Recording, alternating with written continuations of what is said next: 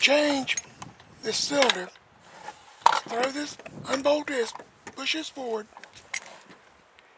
You need snap ring pliers to get this snap ring out. Pull this pin. This pin comes out this way. You have to just remove that, pull that pin out, pull that out. There's 2 O-rings in it, same size. Put it back together, you're good to go.